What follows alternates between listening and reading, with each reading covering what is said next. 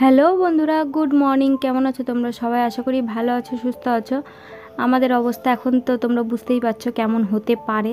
তো দেখো, ভোরবেলায় পুচকুটা উঠে গেছে আর ঘুমাচ্ছে না। এখন হচ্ছে তোমার বেশ সকালও হয়ে গেছে, তো এখনও অবধি ঘুম পাড়াতে পারিনি। সারা রাত জাগা জাগা অবস্থা, মানে সারা রাত তো ঘুমই হয় না ঠিকঠাক মতন। তো এই দেখো, এখন ঘুমে ঢুলে পড়ছি, এত পরিমাণে ঘুম পাচ্ছে না কি বলবো। আর ওকে ঘুম পাড়ানোর চেষ্টাও করছি কিন্তু ঘুমাচ্ছে না। ওদিকে আমি কোলে নিয়ে বসে আছি, এদিকে দেখো মা উঠোন ঝাড় দিচ্ছে। তো মা তো কাজকর্ম তো সারতেই হবে। মা সারাক্ষণ তো সারা রাত মারও জাগতে হয়, কারণ আমার কাছে আমি যখন পারি না মাকে ডেকে তুলি, মা তুমি একটু নাও, আমার মাজা লেগে গেছে, মাজাটা পুরো ফাটফাট করে, কি বলবো মানে বলে বোঝাতে পারি না, যখন বসে থাকতে হয় আর কি কোলে নিয়ে। তো মাকে ডাকি, তো মা এই দেখো উঠে চলে এসছে, কারণ অনেকটাই সকাল হয়ে গেছে, সকালের কাজকর্মগুলো তো সারতে হবে তাই না। এদিকে বোনকে ফোনটা নিয়ে পাঠিয়েছি যে একটু ভিডিও তোলার জন্য, কারণ আমার তো উঠে ক্ষমতা নেই যে উঠে গিয়ে এখন ভিডিও বানাবো। হ্যালো বন্ধুরা, গুড মর্নিং। কেমন আছো তোমরা সবাই? আশা করি ভালো আছো, সুস্থ আছো। আমিও ভালো আছি। ভালো আছি বলতে ঠান্ডা লেগেছে, খুব একটা ভালো নেই। ছেলেটাও মানে হাঁচি দিচ্ছে, খালি ঠান্ডা ঠান্ডা হয়তো লেগেছে। তো এই দেখো, বোনও হচ্ছে আমার ছেলেকে ধরেছে, আর আমি এদিকে বন্যা চা করে দিল, আমার বোন চা করে দিল, চা চিড়ে ভাজা আর বিস্কুট একটুখানি খেয়ে নিই চলো। আর আজকে আমাদের এখানে গঙ্গা পুজো, তো অরিত্রীর পাপা অরিত্রী আজকে আসার কথা আছে, যদি আসে অবশ্যই শেয়ার করব। তো চলো ভিডিওটা প্রথম থেকে শেষ অবধি দেখতে থাকো।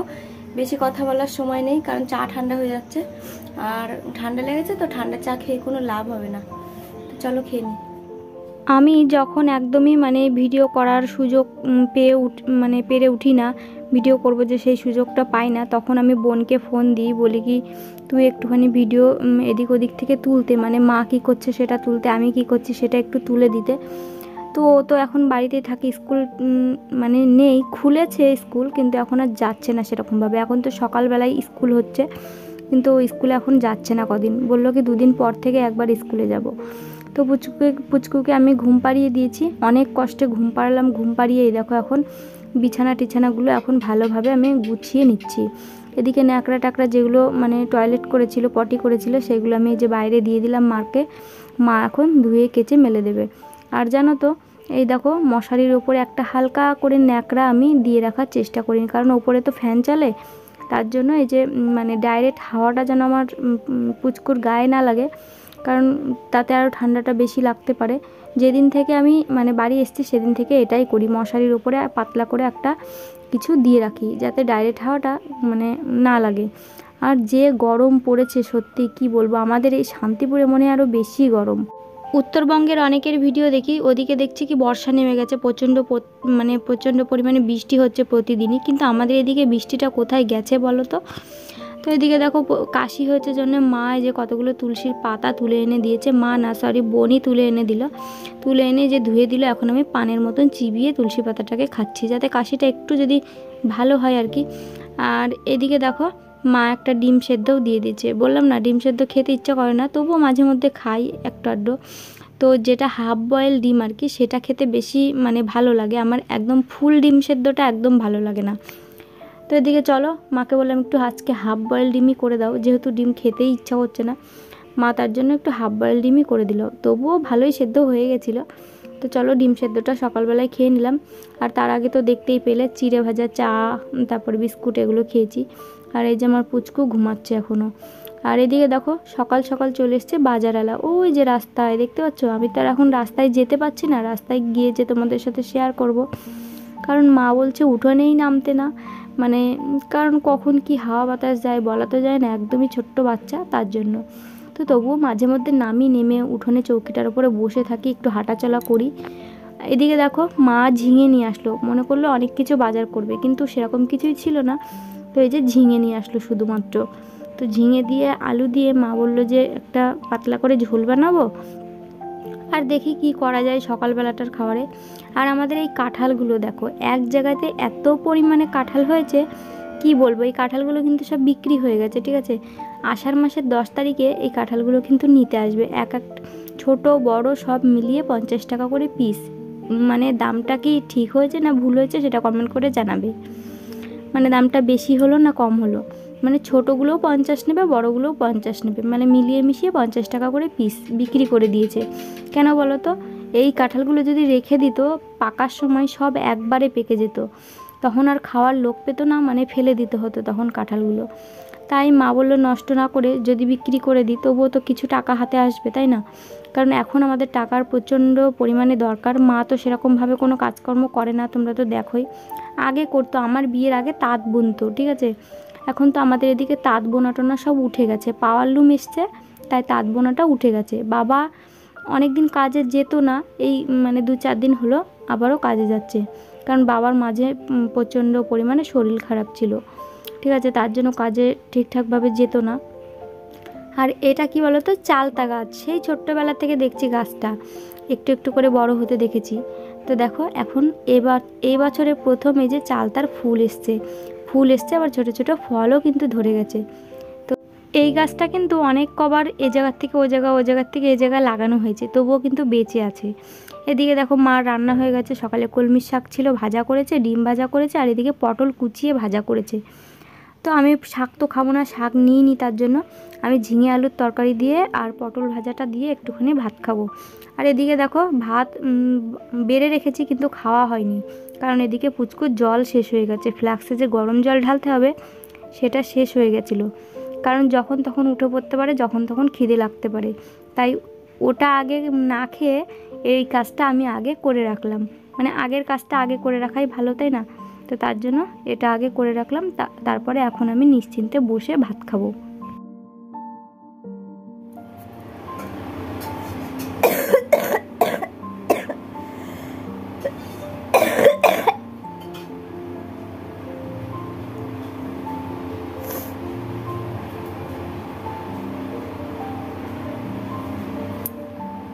দেখেছো তো কী পরিমাণে কাশি হয়েছে, অতিরিক্ত পরিমাণে কাশি হয়েছে। তোমরা অনেকে বলেছো দিদিভাই সানে শোবে না, আমি সানে শুই না, ঠিক আছে।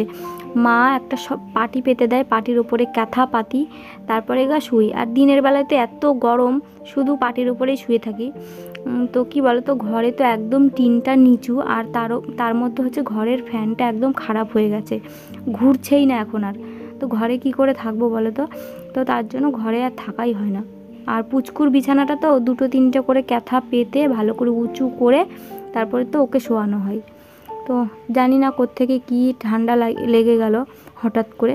তো তোমরা ঠাকুরের কাছে প্রার্থনা করবে আমরা দুজনে যেন সুস্থ থাকি, ভালো থাকি, ভালোভাবে আমি আমার বাড়ি ফিরে যেতে পারি সুস্থভাবে। তো এই দেখো স্নান করা হয়ে গেছে, আমার স্নান করা হয়ে গেছে। এদিকে দেখো অরিত্রীর পাপার আসার কথা ছিল, ওরা দুজনে আবারও চলে এসছে। অরিত্রীকে সেদিনকে বারণ করলাম যে ঠাকুমার সাথে যেতে হবে না, ও তাও চলে গেল। আবার মাঝে একদিন যেতে না যেতেই বলছে কি আমাকে দিয়ে আসো দিদুন বাড়িতে।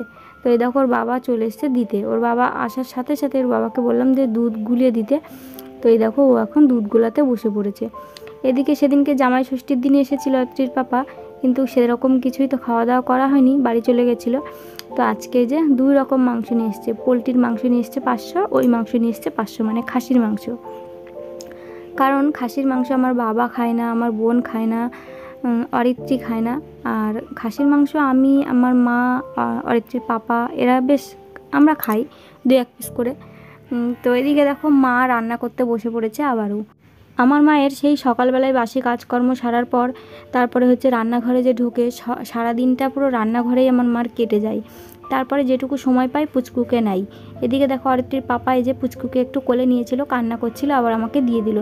তো তোমাদের সবাইকে জানাবো আমরা দুজন মিলে অরিত্রীর ভাইয়ের নাম কি ঠিক করেছি, ঠিক আছে। অরিত্রীর ভাইয়ের নাম রেখেছি সৌভাগ্য। তো নামটা খারাপ না ভালো কমেন্ট করে অবশ্যই জানাবে। অনেকের নামটা কিন্তু পছন্দ হয়নি আমাদের এখানে, আবার অনেকের হয়তো ভালো লাগতেও পারে। যেহেতু আমাদের বাড়িতে, আমার শ্বশুর বাড়িতে সবার মানে দন্তেশ্বর তালবস্যা দিয়ে নাম, মানে এস দিয়ে নাম, তাই মানে ছেলেদের প্রত্যেকটা ছেলেদের এস দিয়ে নাম। তো তার জন্য আমি চেষ্টা করেছিলাম ওই এস দিয়েই নাম রাখবো। তো তার জন্য আমি সৌভাগ্য নাম রেখেছি। আর অনেক ভাগ্য করে আমি ওকে পেয়েছি, কারণ ভাবিনি যে আমার ছেলে হবে, ভেবেছিলাম যে মেয়েই হবে, হয়তো সবাই বলতো তোমার মেয়ে হবে, অনেকেই বলতো, তাই নাম রেখেছি সৌভাগ্য। তো এদিকে দেখো অরিত্রীর পাপা গঙ্গায় স্নান করতে এসছে, আর আমাদের এখানে গঙ্গা পুজো আজকে। তো এদিকে দেখো প্রচুর লোক গঙ্গা পুজোতে। তো চলো কি কি হচ্ছে না হচ্ছে দেখে নাও।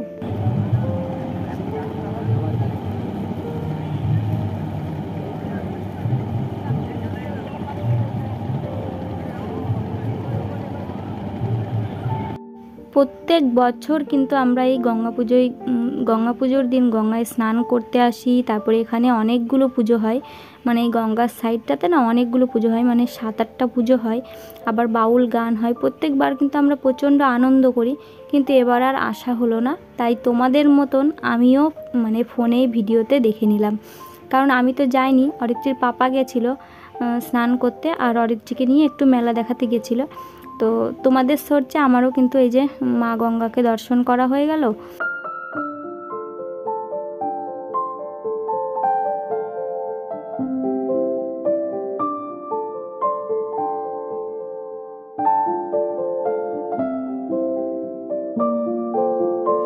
আর প্রত্যেক বছর এখানে প্রচুর লোক হয়, ঠিক আছে, প্রচুর লোক, মানে বাইরে থেকে অনেক লোকজনরা আসে স্নান করতে, পুজো দেখতে। এখানে খিচুড়ি প্রসাদ মানে বিতরণ করা হয়। এখানে মানে 7-8 জায়গায় পুজো হয়, তো প্রসাদ খেতে খেতেই পেটটা পুরো ভর্তি হয়ে যায়, জানো তো। তো এই দেখো এখানে যে প্রসাদ বিতরণ করছে, আমরা স্নান করে প্রত্যেক বছর এখানে ঠাকুরকে দর্শন করে প্রসাদ নিতাম।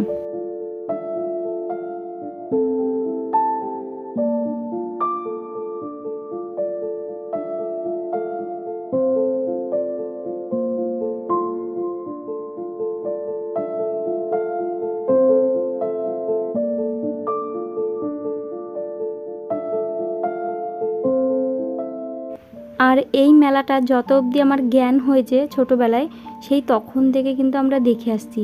আমাদের বাড়ির সামনে একটা মাঠ আছে, মাঠটা পাড়ি দিলেই গঙ্গা। তো মাঠটা পাড়ি দিয়ে মাঠের ভেতর দিয়ে হেঁটে হেঁটে এই যে পাট, এখন মাঠে বড় বড় পাটের ভেতর দিয়ে এক দল বেঁধে আমরা সবাই আসতাম এই যে গঙ্গায় স্নান করতে আর মেলা দেখতে, পাটের ভেতর দিয়ে। এদিকে দেখো বাউল গানও কিন্তু হচ্ছে।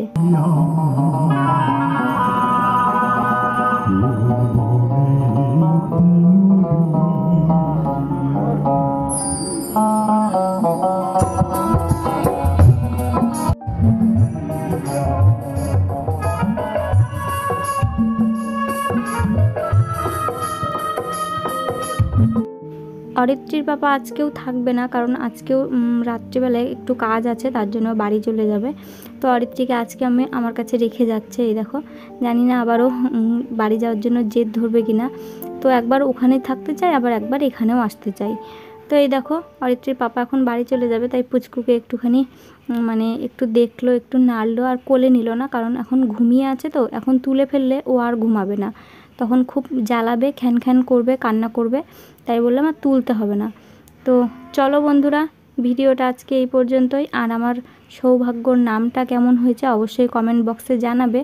অবশ্য নামটা একটু বড়, তবুও তোমরা জানাবে কেমন হয়েছে। আমরা দুজনে মিলে কিন্তু এই নামটা রেখেছি। তো চলো, টাটা, বাই, সবাই ভালো থেকো, সুস্থ থেকো। আর অরিত্রীর পাপা কিন্তু হসপিটালে থাকাকালীনও প্রতিদিন যেত আমাকে দেখতে, কিন্তু তোমাদের সামনে হসপিটালে মানে সেরকমভাবে ক্যামেরা করা হয়ে ওঠেনি, তাই তোমাদেরকে দেখাতেও পারিনি।